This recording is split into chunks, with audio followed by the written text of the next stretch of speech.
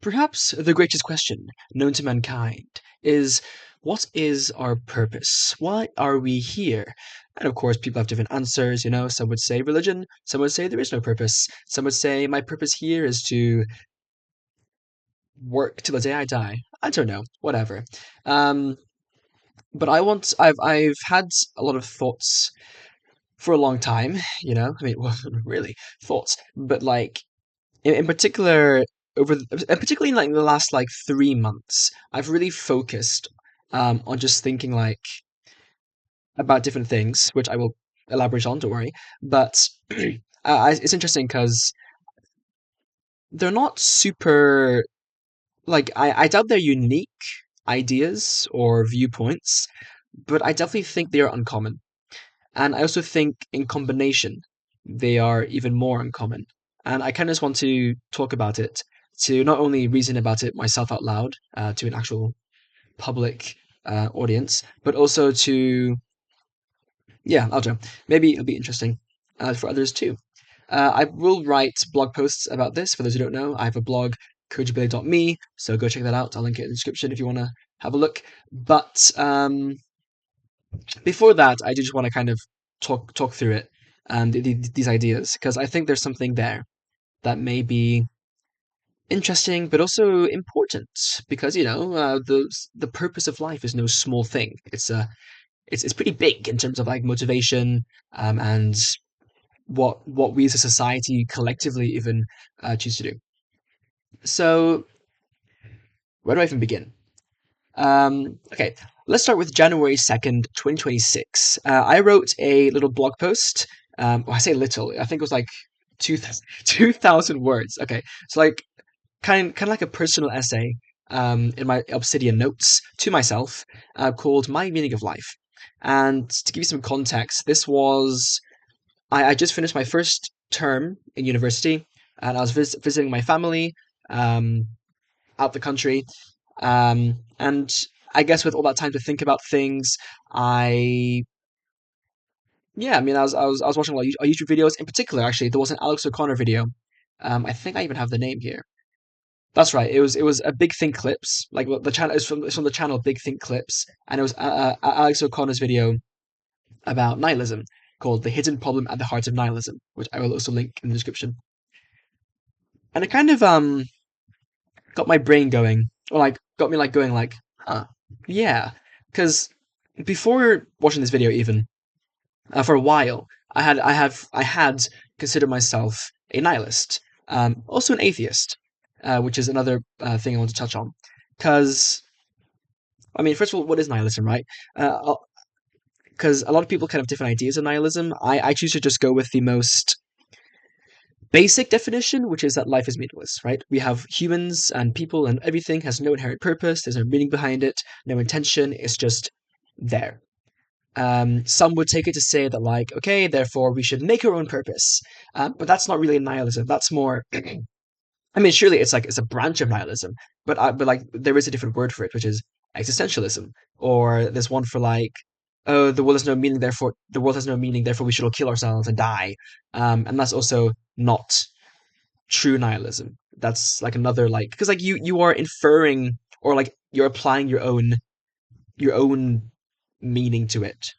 But if it's meaningless, then you can't possibly derive some kind of meaning like we should do this or we should do that. Like true nihilism. Um, and yeah, for a long time, I didn't consider myself to be a nihilist, even from the age of like as early as 14, I would say, if not earlier. Um, and why? Well, because where is the meaning, right? Like we can try searching for meaning, but I've never been particularly religious. Well, I say particularly, I've never been religious full stop. I've always been an atheist, raised by atheist parents, and yeah, I mean, just never really had that connection, I guess, to religion that other people have or claim to have. And then because of that, if I when I look at the world, I don't see some inherent reason that we exist.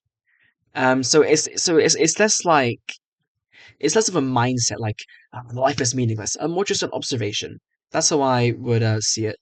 But I've decided to kind of change it because again with this video about Alex O'Connor. about nihilism. Well, I mean, it's titled the problem, right? The problem at the heart of nihilism. Um, he takes an interesting standpoint because he talks about agnosticism, and I also need to define agnosticism in this context because usually people take it to mean someone who's between like, yeah, I don't believe in like necessarily believe in God or like a particular religion, but like I'm open to the idea that he might exist, and if we ever find good evidence for it, maybe then I'll accept it. And that like separates someone from like an atheist, where an atheist like, no, God doesn't exist, I'm sure of it.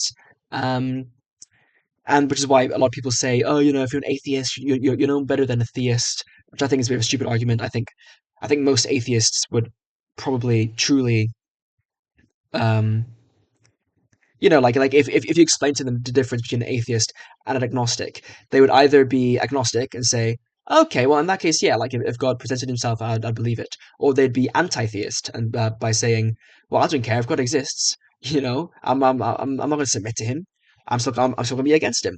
But that's not really like the same as just saying, oh, I am 100% sure God does not exist, not a doubt in my mind, because that is a type of conviction, which is why I no longer consider myself an atheist. I consider myself to be agnostic, to yeah, just agnostic, because like I think I would assert that agnosticism is the way that we should go in general, because it's what I don't want to say it's what science pushes us towards, because humans invented science. We invented the scientific method because we wanted to learn more about the world around us in a reliable way. So naturally, if we are, well, if you are someone who thinks that following the scientific method is worth doing, then how could you also be someone who holds such strong beliefs about things you cannot prove, right? You cannot prove God's existence so far, and you cannot disprove it so far. So, by that logic, if you are a true scientist, you couldn't possibly be an atheist or a theist. You would kind of like just it kind of like to call yourself a true scientist, you would have to it would necessitate you being an agnostic, or even not a scientist, but just like a critical thinker, right? Who takes these different positions and evaluates them, and you say, you know what, could be this, could be that, we don't know, but for now, I'm just going to go with what I see, and therefore I'm agnostic. Agnostic. But anyway, I don't talk too much about agnosticism because there's something beyond that. Um, because sure, like I can say I'm agnostic. God might exist, he might not, whatever. She might not, they might not, like whatever. But so what is the question, right? And this is what kind of ate my mind for even more time, because like just deciding that you believe in God or not, like that's cool. Obviously, if you do believe in God, then that has implications of what you can do with your life. But if you don't, then there's still a question of, well, then what do I do? What do I turn to? So if someone were to ask me, yo, Kojo, what's your worldview? I wouldn't say agnostic. I would say I am an agnostic nihilist. And let me explain what that means. Because in this case, agnosticism isn't referring to just maybe believing in God, maybe not. I mean agnosticism in like just a general sense of not committing to things that you cannot know for certain. I don't know if that's even like a valid definition. Because like if I search for agnosticism on Wikipedia, for instance, it says agnosticism is the view or belief that the existence of God, etc., is either unknowable in principle or unknown in fact. Um, and yeah, so like usually it's tied to God, but in a more general sense, I guess what I'm referring to is like skepticism in a way. Um, although I know that also has an official definition. Skepticism is a questioning attitude, doubt, or suspicion of judgment regarding knowledge claims, demanding strong evidence before belief. So yeah, it's skepticism. So I guess I would call myself a skeptist, or like a skeptist nihilist. Skeptist. Yeah, yeah, okay, that fits. But why skepticism, and why skepticist nihilism? You know, why not go for existentialism, right? I mean, I'm still here, so clearly I don't believe that we should all just cease to exist, or that I have no motivation in my life at all. Like, clearly I have some reason for being alive right now, for making this video right now, right? I must have some kind of goal, and well, yeah, because I've thought about this, and then that's why I made. I mean, like I said, I made this blog post, blog post, personal blog post, diary, I guess, diary post, whatever, on January 2nd. 15 days later, on January 17th, I made a follow up. Titles literally My Meaning of Life 2. And this one was similarly 2,000 words plus. And here is where I really got deeper into it. And because I started by, as you do, I was on Discord, and I was somehow yeah, like ultra humans or Therians, they showed up in my YouTube feed, and I was just a bit like, first of all, why is this in my feed? For those who don't know, Altahumans and like Therians, they're like people who believe they are beyond human. They have like these animal forms in a way that they can like tap into.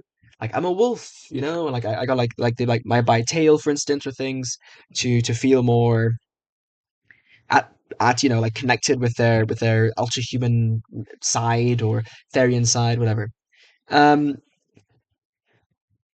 and well, so I took a screenshot of this stuff. I put it on I sent it on Discord, and I was like, um,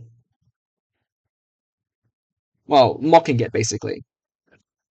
But then I was like, then I stopped, because I was in the kind of mindset um of, again, like nihilism, thinking, oh man, like what is the point of living? You know, what's the point of going on?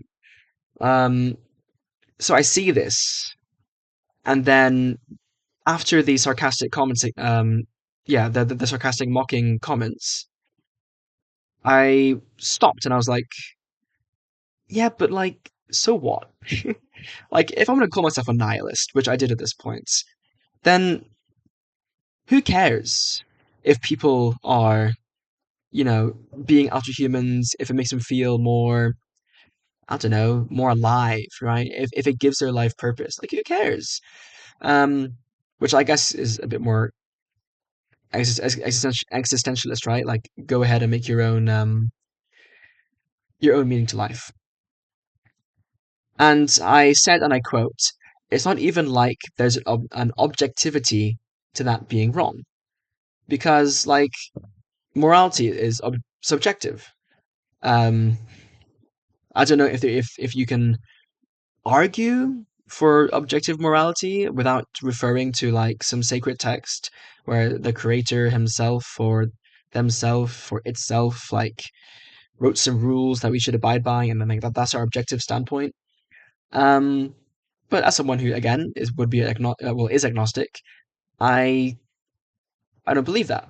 So how can I judge these people if they are living life seemingly, I mean, not merrily. Clearly they have issues that they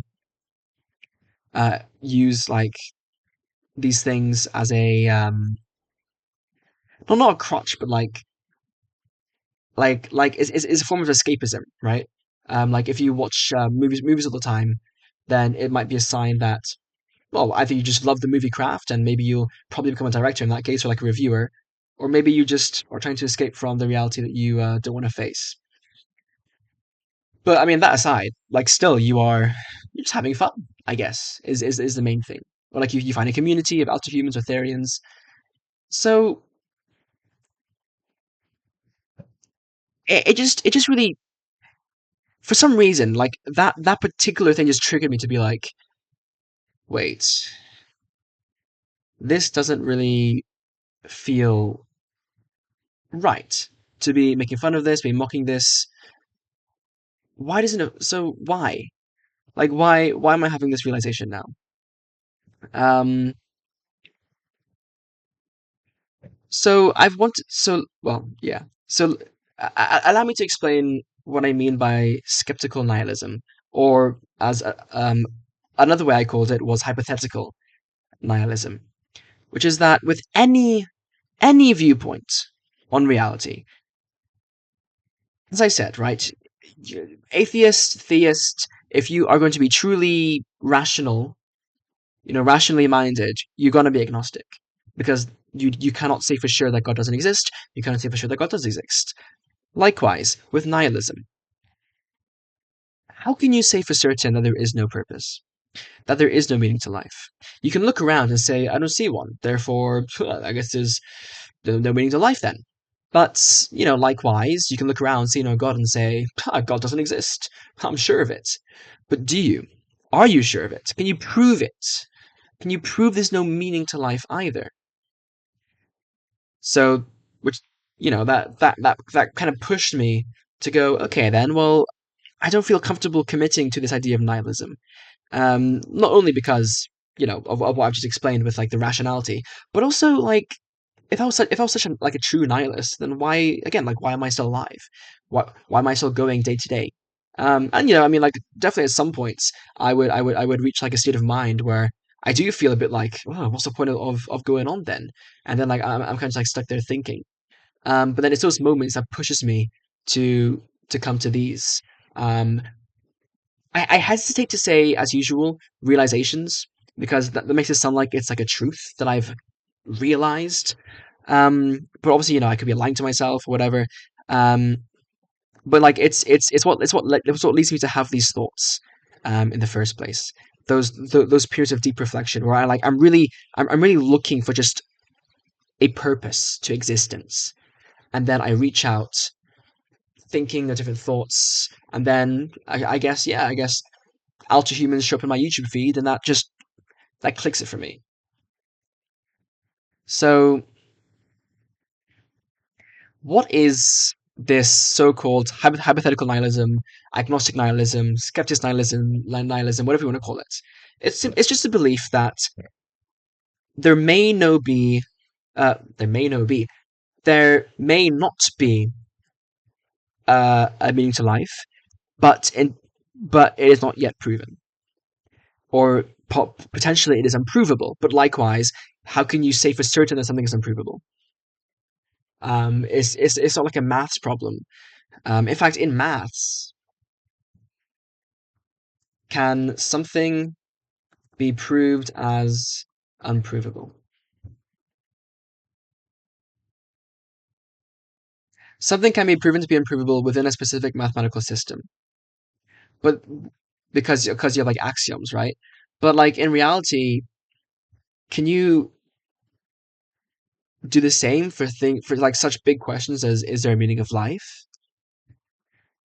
And I don't like using the term agnostic nihilism because agnosticism sounds kind of like a midway point to me.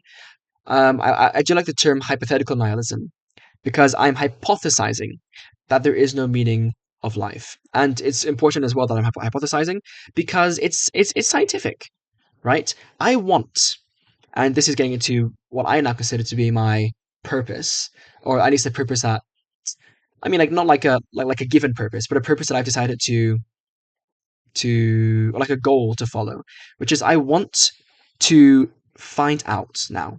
I want to prove this or like falsify slash prove this hypothesis. I want to see if it holds. Because my hypothesis is that there is no meaning of life, that there is no God, there is no purpose, or if there is a God, then he gave us no purpose, no inherent meaning. And I want to set out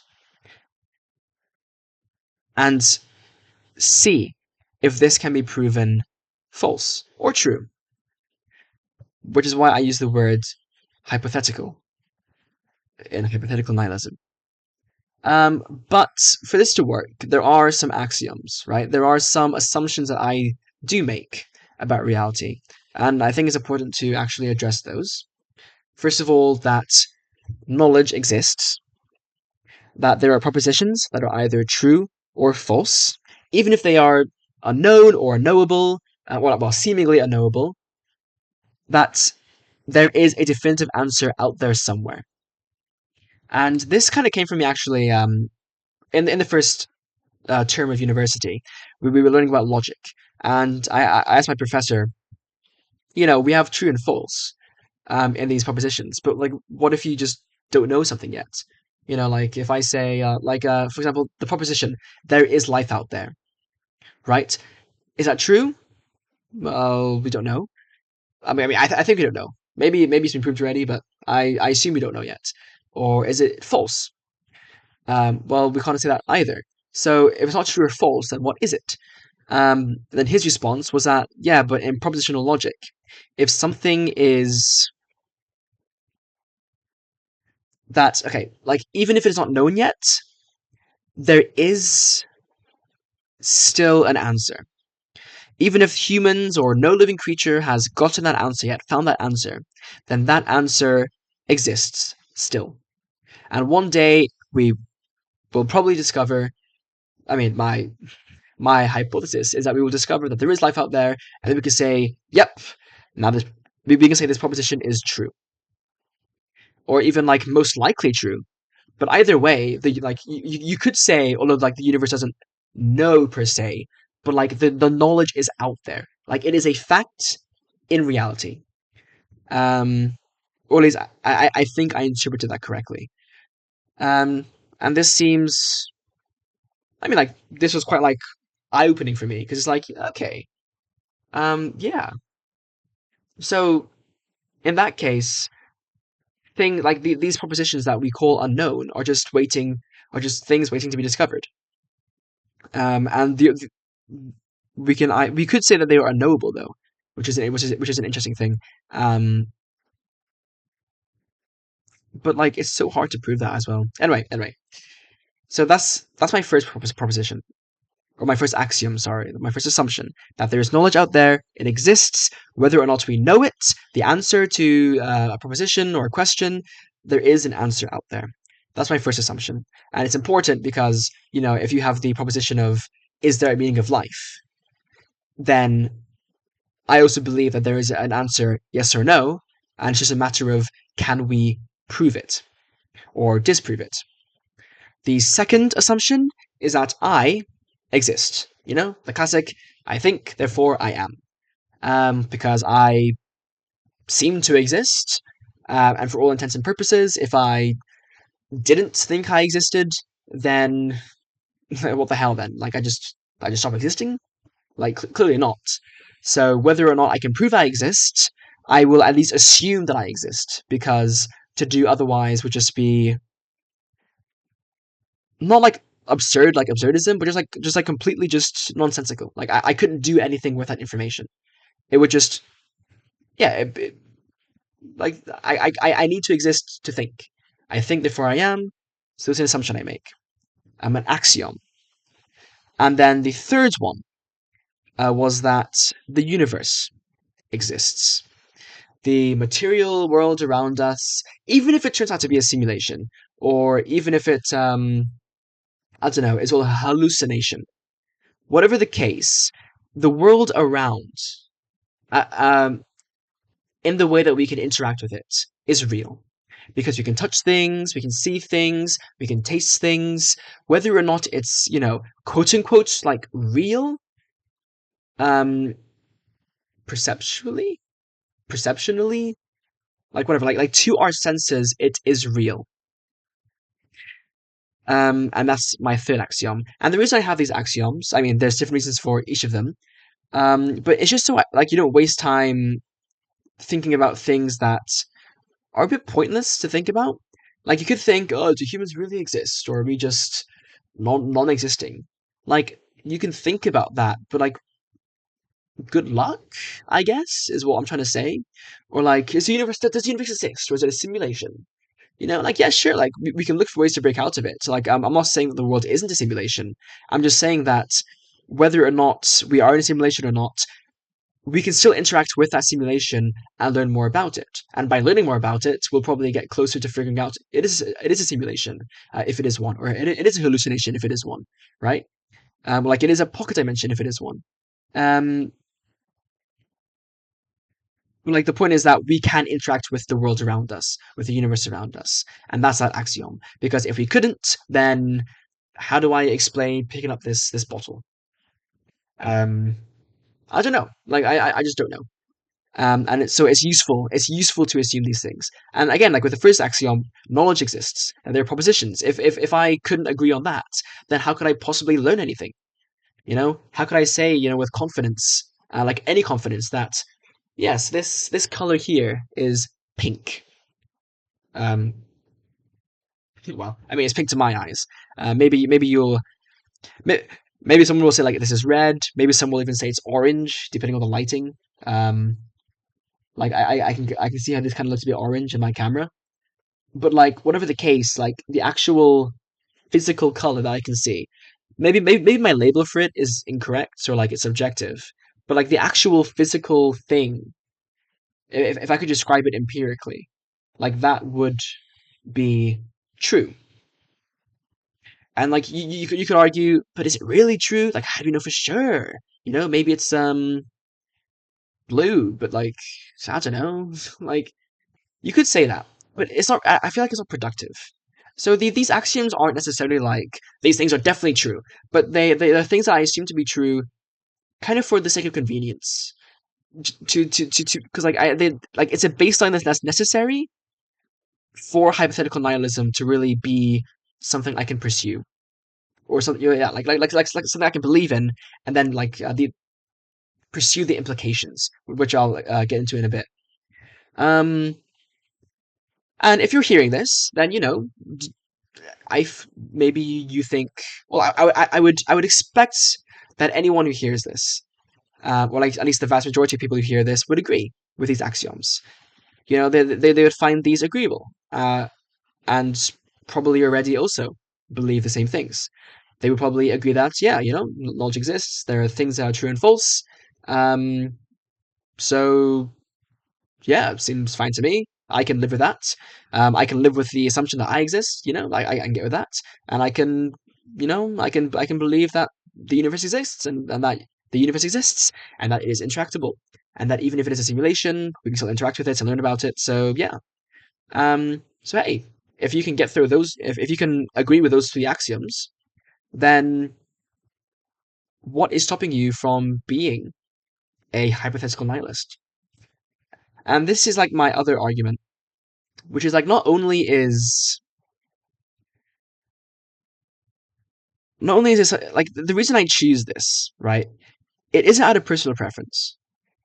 At least I don't think it is, and I don't think it's because I just want. I just need an excuse to live or whatever. I genuinely I genuinely believe that this is just the natural course of action, the natural belief for a rational mind, at least based on our understanding of logic and rationality. Like, if you were to really think about it and reject any, I don't know, like far-reaching ideas, like like I don't approve it, but I believe God exists. Like, if you ignore all that stuff, I feel like this quote unquote hypothetical nihilism. I mean, it's an unofficial term, but whatever, is what people not only might come to, but like should come to, because that's like kind of where the path follows. But maybe I'm wrong. And I guess I'll see the more I spread the idea around and see what people think about it. Or maybe I'll find that, people say, oh yeah, this is really obvious. What do you mean? And maybe it is, but like I've looked online around and I just can't seem to see this belief all that be like all that popular. Um, but I'd be glad if people say it is obvious or it seems obvious. Because like again, that's kind of my point. It just seems like the natural thing to believe or to think um, about our world. Um, yeah, I guess it's also worth mentioning. There's this thing called epistemological nihilism. Epistemological, epistemological. There we go. Epistemological nihilism, which states that not only is life meaningless, but knowledge by itself is meaningless and impossible. Um, which is like, okay, but if I know that your name is, I don't know, John, and then I say, hi, John, and then you turn to look at me, is that knowledge impossible? Like, I've said John, and you have responded to me. So, like, clearly, that knowledge has not only been used to affect in the real world, but it's been quite useful to me because I've been able to get your attention. And, like, I guess you could argue, okay, but has John really turned around? Has John really heard you? Did you even say the words John? Is his name even John? But like at that point, not only is it a bit, unconvincing, but it's also just impractical. Like at that point, why even try to think about anything? Um, so like once again, in fact, I'd even say that these axioms are necessary for us to think in the first place. To think, you need to believe. To think about things and reason about things, you need to accept that some things can be true and false. To take things from your surroundings and observe, then the surroundings also need to exist, right? Or like at least be interactable with. Um, so I do find this idea quite convincing. That is again the hypothetical nihilism, as opposed to oh my god, I can't even say it. Epistemological nihilism, which I don't know why you would, or like how you would really subscribe to that, truthfully.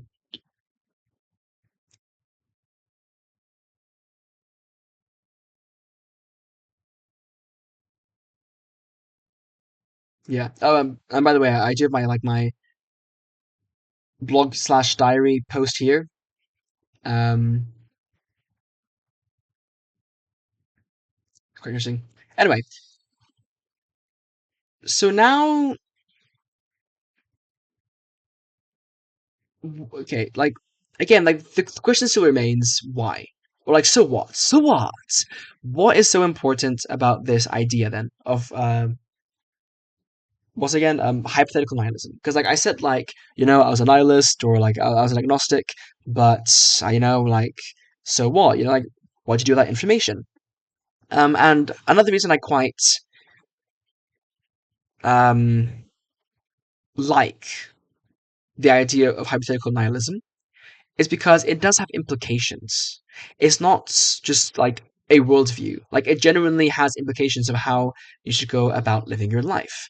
And maybe you can already try and guess what that is. But before I go into that, I want to talk about something else that has come up a bit more recently in my mind.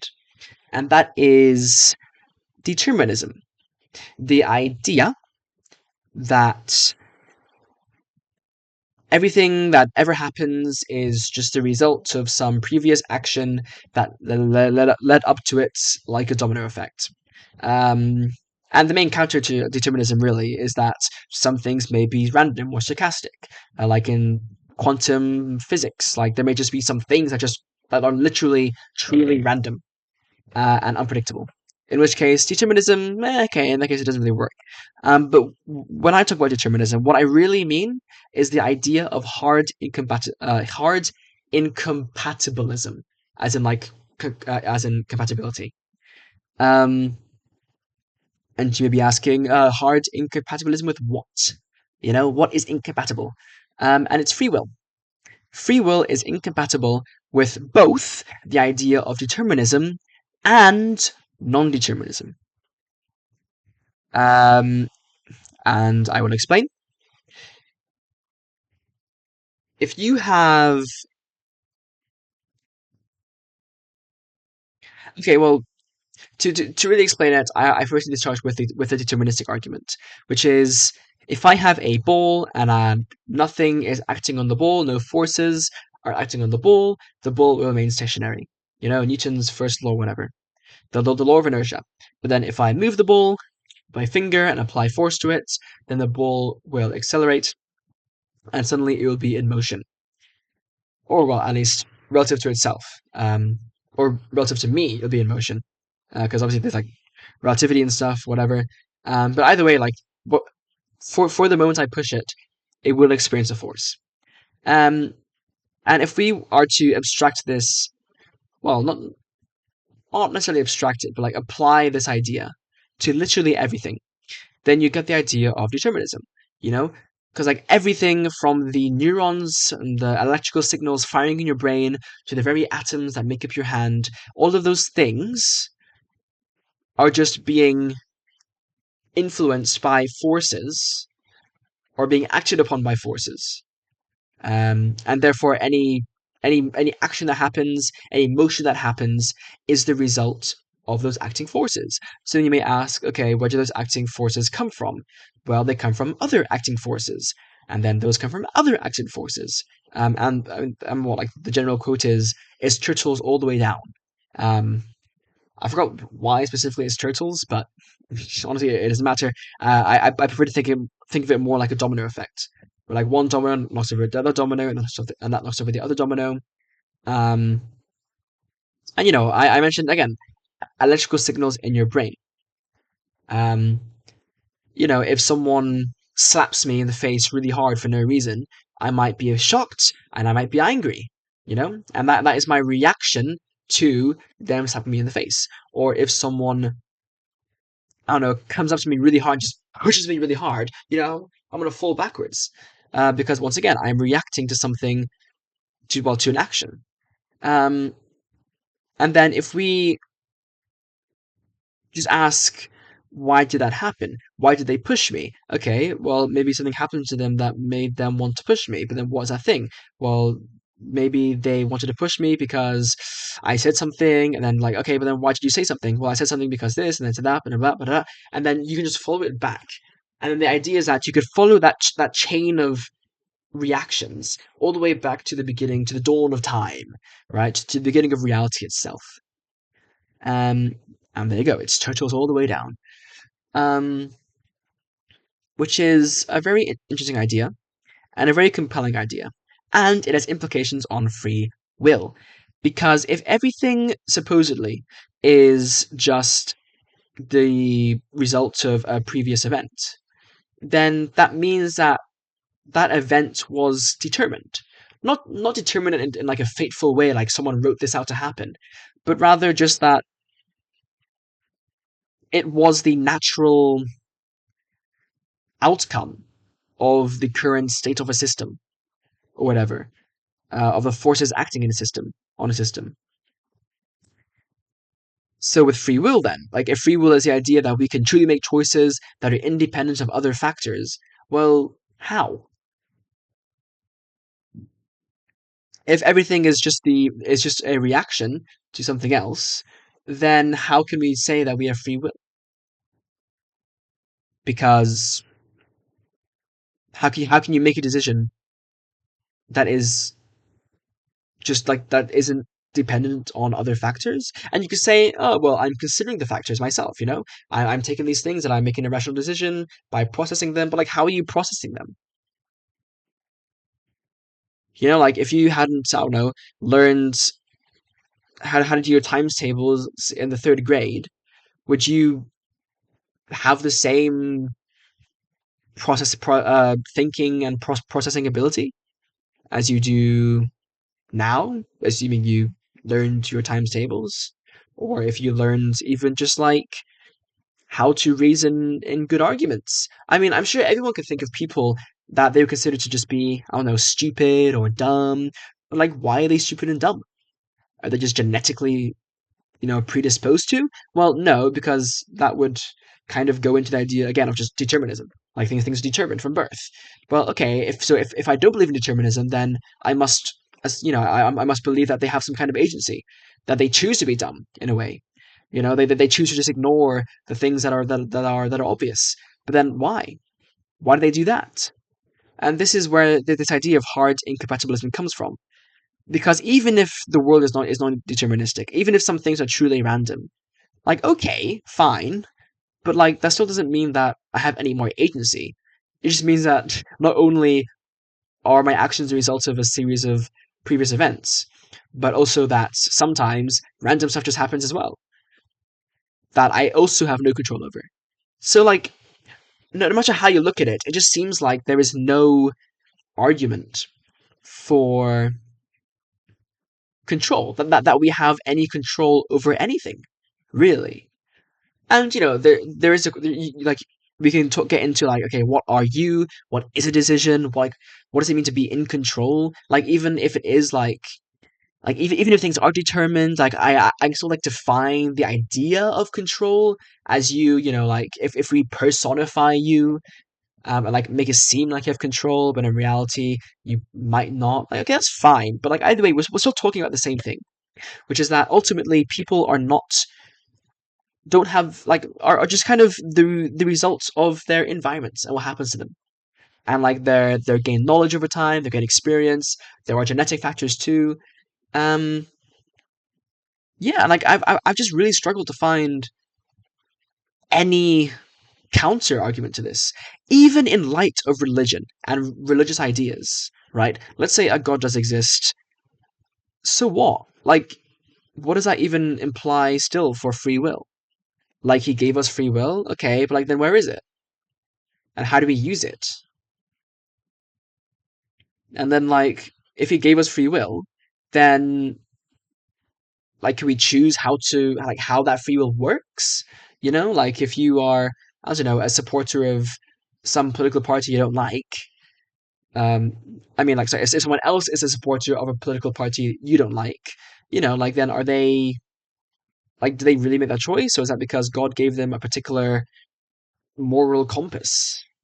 You know, and then in which case, so God kind of gives us a fate anyway, in which case things are determined anyway, like hard, like actually determined, like in terms of fate, someone's writing down your story. Um, and like you could say no, but then that just takes us to the same situation as if God didn't exist, because then God doesn't interfere in the, I don't know, like the human processing of man, and then in that case, we it's like it's as if God didn't exist for that particular thing. And then, even more, like, then how can you justify hell and heaven? Like, what makes someone evil if they have no real control over their actions? Should they suffer for that? And this doesn't only apply to hell; it applies to our real world justice systems too. The way we punish others, the way we look for justice, seek justice in others, make them suffer, an eye for an eye, this kind of mindset. Things like the same things like the death penalty, not necessarily for like protection, but just because they committed a sin or an act so wrong, so evil, that they should be killed for it, as opposed to like rehabilitated.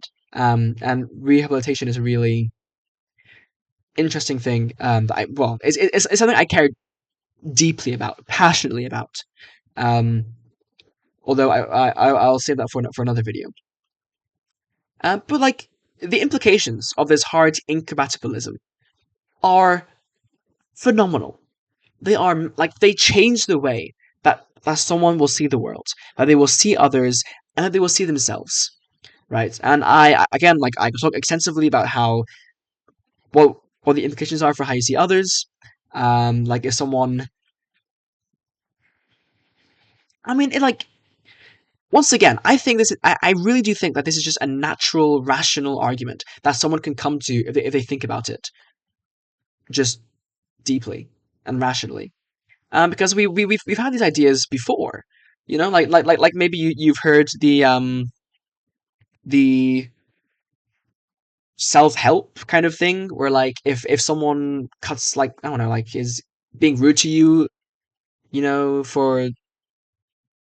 for like a day, like some strangers, like, is being rude to you, like, you could be mad about, like, you could be mad at them, or you could say, well, you know what, maybe they're going through a bad day, maybe they've just had a, or like, if it's someone, I don't know, like, steals your phone, a bit extreme, but like, you could, like, really mad, but like, oh, why me, but like, and you could say, ah, oh, screw that person, or you could say, well, you know what, maybe they really needed it more than me, in which case, it still sucks, but I don't feel so terrible about it, you know?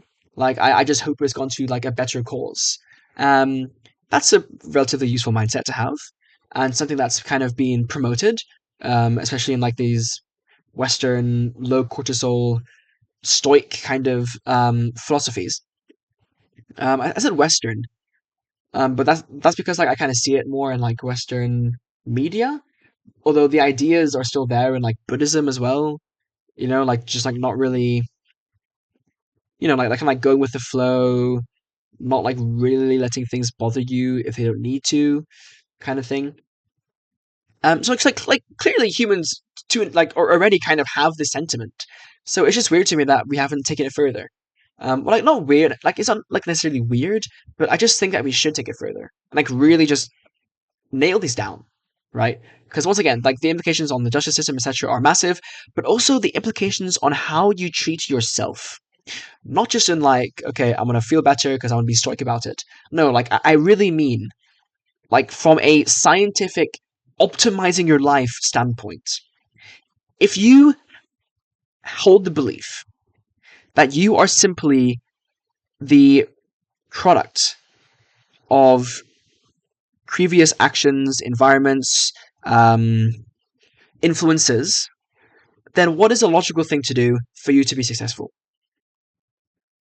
To give yourself the best possible input, right?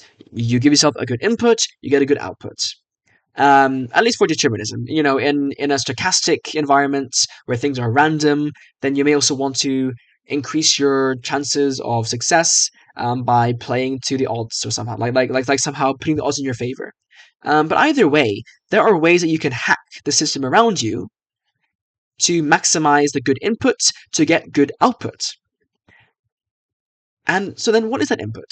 And I think that generally speaking, our brains really benefit from more knowledge. Because if you were in any situation, right? Like let's say you have the trolley problem, like two guys are tied to two splitting train tracks and you can like pull a lever so the train go hits one person, or you can leave the lever and it hits the other person, classic thought experiment.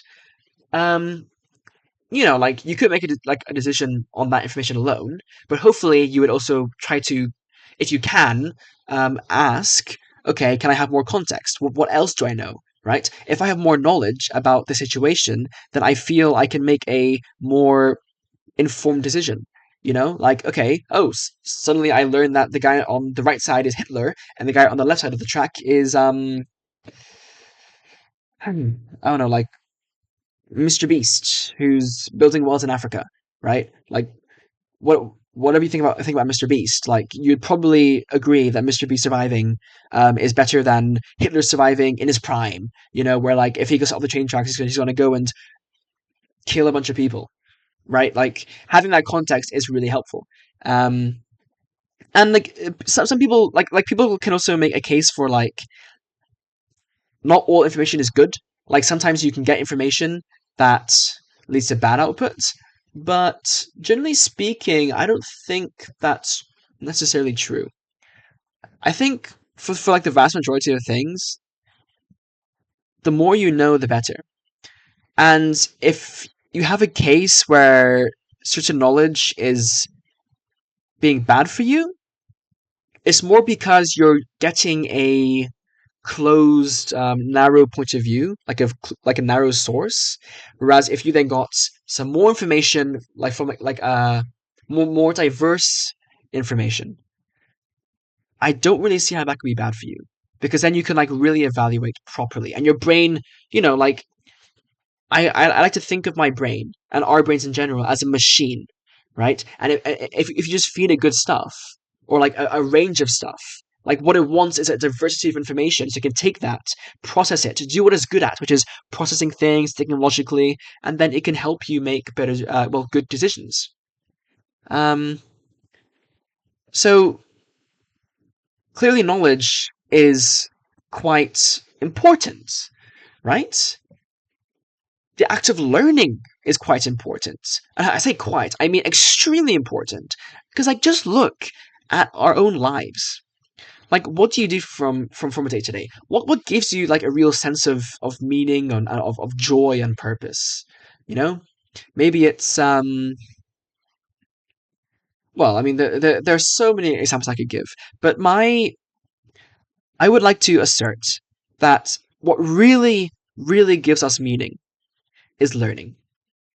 Like my email went off. Like what's going on? We can be content with um I don't know, like raising a family or working a 9 to 5 or I don't know, like just doing stuff that like some would see as boring, but others may see as genuinely purposeful. But like, what I feel like, even so, whether or not they realize it, everyone does something that has them gaining knowledge, learning new things, discovering new things, because humans are naturally inclined to do so. Even if you are a father who loves raising your child, if you're not learning how to be a better father, then I think people would just generally agree that you're not really a good father then. Like like well, like you say you love being a father, but then why aren't you looking for better ways to be a father? Like really, and like and like not like a negative way, like oh I'm a terrible father, but just like oh like I'm really into this, and like I really want the best for my child, so I'm gonna learn how to do the best for them. Or if you're a gamer, like you just love playing games or a different range of games, and or maybe even the same genre of games. Maybe you're really invested in a specific fighting game, but like you don't just play it. Like for like if you just played it, it probably get boring quite quickly. You want something that gives you a fresh experience, something that you can really learn from. Even if you play the same game over and over again, and it seems like you're not really learning much from it. Like subconsciously, you could still be just absorbing information in such a way that it keeps your brain engaged. It keeps you engaged on the game and focused, and interested. Not well, yeah, focused like as in you're not doing other things, or like you haven't escaped from it, escaped like abandoned it. Um, and like we don't like you may need to force yourself to do a particular act of learning you don't like. Like if you really hate maths, then first of all I feel bad for you because I feel like that probably means you didn't get the greatest introduction to it. But like forcing yourself to learn like I don't know complex integration is probably going to be quite a chore. Um, like I mean, quite a chore because that's not a particularly easy topic, especially if you don't enjoy maths. But if you were to think of something that you do enjoy, like you probably would, find the motivation to get quite deep into that and make like significant progress. Um, and that isn't forced. So, from what I can observe, and really I should do more research into this, like the psychology of passion and interests. But like it seems to me that although we definitely have selective interests, we have interests, and we don't need to force ourselves to pursue certain interests. We just do it naturally. And like, why do we do it then? Like if we make the biological arguments that humans only exist to reproduce, have sex, and raise children, and then I don't know, eat and make sure they survive and then die. Like all life. Then why do we naturally gravitate towards these things? And it's been so interesting looking into these natural tendencies of humans to like not just it's like we can say like, oh, look at nature, we should be like this, or hey, look at this book, this religious text, we should be like this, or smoking is bad for you, you shouldn't do that. But if we just take a step back and like without judging, just look at what humans do naturally, I really think is telling of just what we're kind of made for. And this is interesting because I mean, again, I said I'm a hypothetical nihilist. I believe that there probably is a meaning of life, but I see something where we have these tendencies, right? And it's quite universal to the point where it's like whether or not it was put there intentionally, we clearly have some drive that is genuinely natural, genuinely inherent. We can say it's good, we can say some things are bad, but whatever the case, it's there. And it's so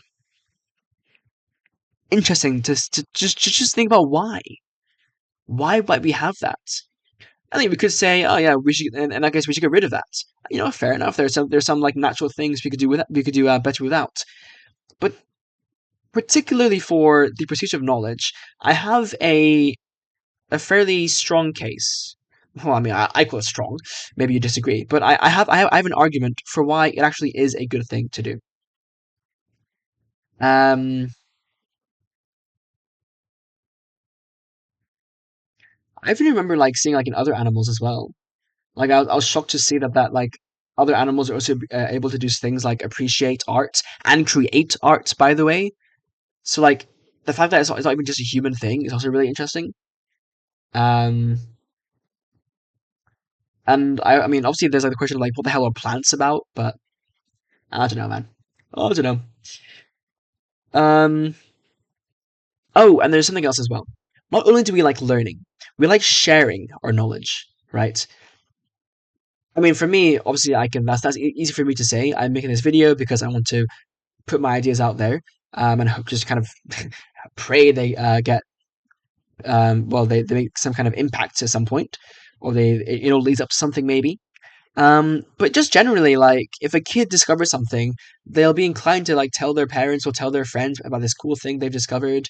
You know, if like someone's like really deep in a game and they find these things that like no one else has discovered before, they'll also feel inclined to go online and go and talk about it, or maybe just talk to their friends about it. Share this knowledge. Why do we do that? Like if we argue that, oh, the only point of human existence is to just have fun. Like, okay, but then like why do we even bother talking to other people? Why are humans social creatures? Okay, because like maybe it's better for survival. Okay, so then that makes sense. Like if you share information with other people, then they can use that to help you as well. And then you both benefit from it because then you as a collective society or a community to have better knowledge to draw from and make better decisions. And then you can rely on each other more easily because you're all smarter and whatever. So that's also really interesting. And it leads me to think how how crazy amazing is it?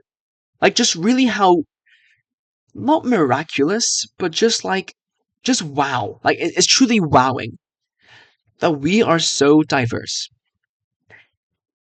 No two people on this planet are the same. And not only is it because, obviously people have different experiences, so they grow up different and that changes who they are. And like, especially if they live through, I mean, like, I don't know, like, what's the average human lifespan now? Like, at least 50 years old, probably. Um, like, just so much happens to you that people become so unique in ways that with just 8 billion people, you're not going to be able to replicate, like, have two perfect duplicates of people. But also, biologically speaking, we don't tend towards um, inbreeding. It's better for humans, and I believe other animals. I think, although I haven't looked too deep into it, but especially for humans, we do not mix well with people of similar genetics. We are better off mixing with people who are more diverse. And why is that? I mean, like, there's like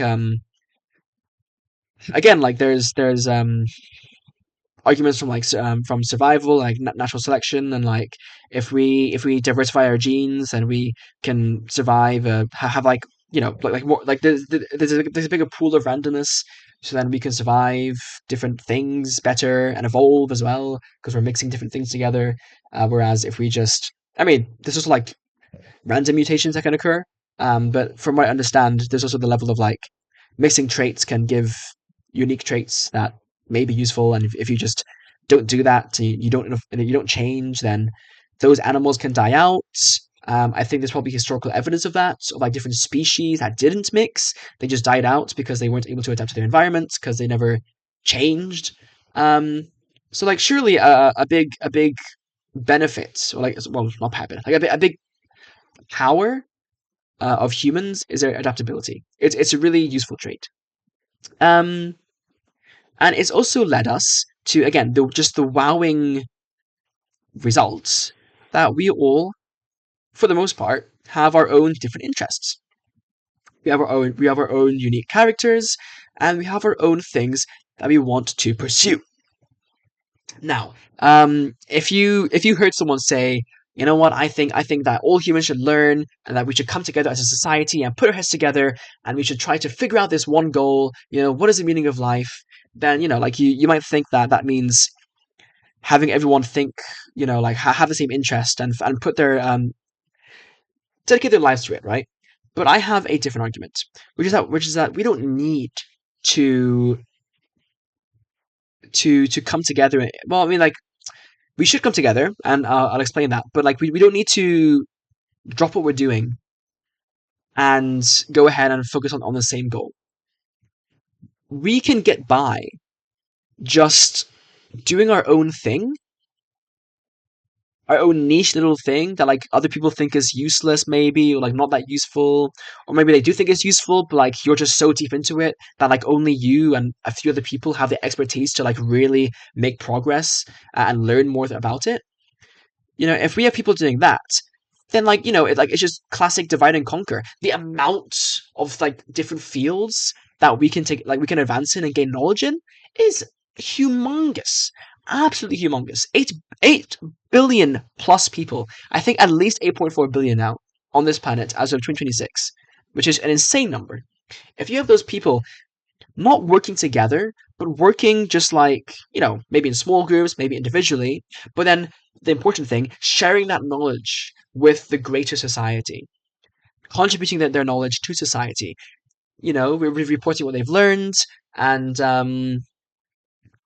adding that to our big collective knowledge bank, which, by the way, is where I think the internet comes in, and I will talk about that. I think that's how we get closer to answering questions such as what is the meaning of life, but also other questions. Like that's a question that I myself am quite curious about. But there are other things I'm curious about too that I would like to have answered. Um, and these answers can just come from unexpected people doing unexpected things, just seemingly just randomly. I think only a few days ago, I watched a Veritasium video, sorry, about the number 42. And the conclusion of the video, which I found very interesting, was, people like mathematicians are an example of people, throughout history who have essentially done what people would probably see as like circle jerking, where they just, where they just like, I don't know, think about these things that are seemingly completely useless, like number theory and stuff like that, or nowadays we have category theory, which people call useless as well. They joke about it being useless, but like number theory has had genuine applications, thanks to, I mean, a lot of it is thanks to computer science, but also outside of computer science. But like with cryptography and cybersecurity, like number theory has been really useful there. Like information theory has been really useful in solving problems. Like there's a really cool, I think it's two blue one brown or three blue one brown. I think he has a video about like Wordle and like solving it with information theory.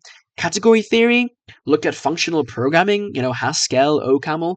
They make use of category theory, and like those have barely scratched the surface of category theory and its uses. And like people think it's useless. A lot of people genuinely think it's useless and it's a waste of time. But like, like just in ways that you can't even necessarily predict, they have ended up being useful. Or maybe they don't end up being useful at all.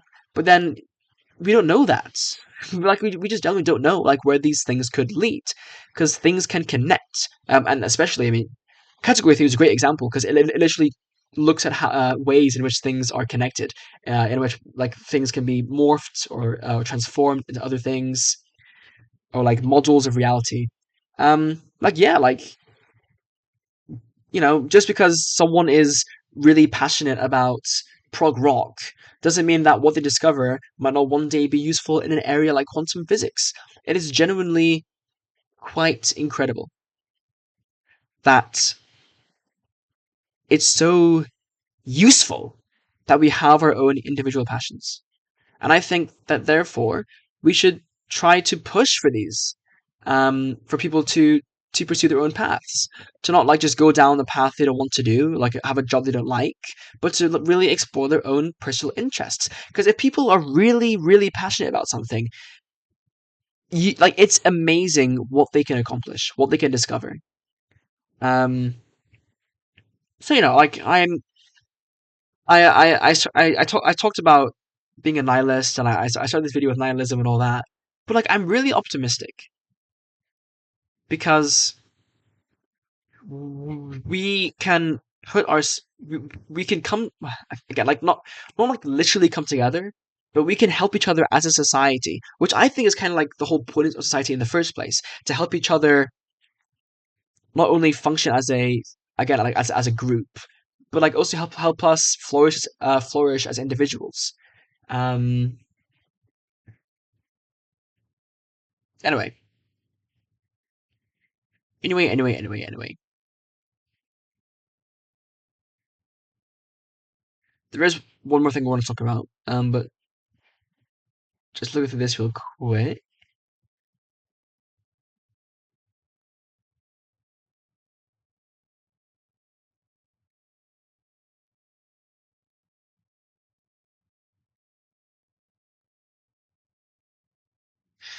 There is something to be said about AI, by the way, in all this, because like obviously, I mean, right now AI is not that powerful. Like it's very much a tool that humans can use.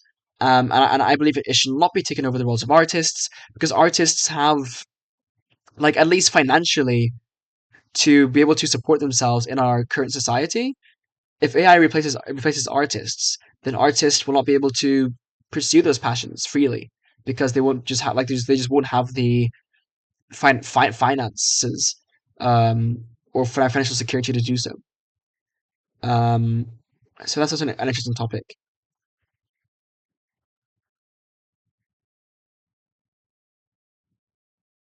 Um, but anyway, the final thing I want to talk about in this video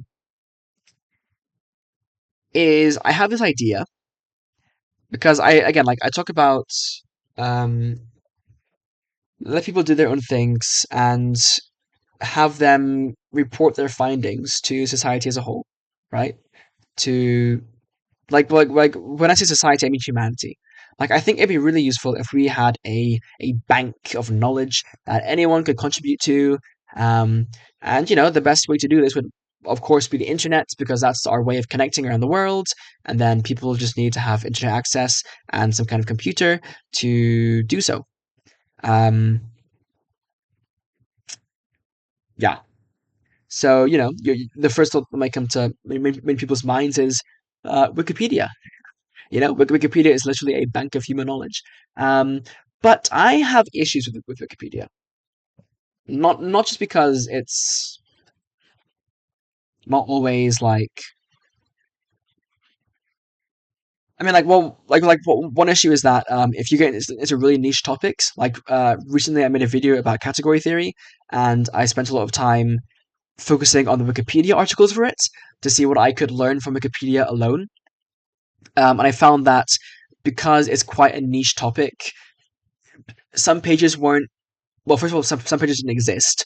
Other pages weren't really explained super well, because they probably hadn't been like proofread for the best understandability or consistency. But like that's not really a Wikipedia problem. That's more of a, people haven't, like, not enough people have contributed to it problem. Then again, I guess like Wikipedia could have a better system that allowed just information to be like better, or like that allowed, not allowed, but like most, like kind of pushed contributors to, I don't know, just like share the information in more effective ways, I guess. Um, maybe AI could be useful in that, with like reporting, with hearing people report their findings and then give that. Um, but the other issue with Wikipedia is it's an encyclopedia, and let me just, yeah, and they've been quite clear about this, in that Wikipedia is an encyclopedia, and an encyclopedia is a reference work or compendium providing summaries of knowledge, right? Summaries, which is useful. Don't get me wrong, but obviously it isn't ideal, because it's just summaries. So if you want to go into more depth, then really you need to go. I mean, like from Wikipedia, then you would need to look at its references. But there are things that it might just read out. There are some types of knowledge that Wikipedia might just not include at all, which I find to be problematic. And like there's stuff out there. Like people post stuff to YouTube all the time. People might post like their own blog posts or their own like websites. There are other wikis out there for more specialized topics, particularly like with games and like fandoms. But like there could, I mean, I don't know, like, is there a physics wiki,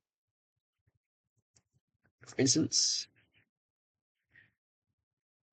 There's a physics wiki um on fandom, but there's also Wikiversity, by the way. Wikiversity is pretty cool because it's focused on like education, um, through learning resources, which I think is really cool. And I think Wikiversity should get more attention, but also like Wikiversity doesn't need to work. I mean, obviously it's part of the same foundation as Wikipedia, like the same like family.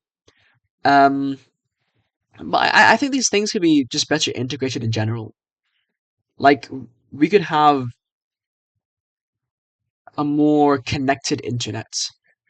Um, because like we call it the World Wide Web, but sometimes it doesn't really feel like a web. It feels more like at least different sections of the web are not as or like a lot more loosely connected than others.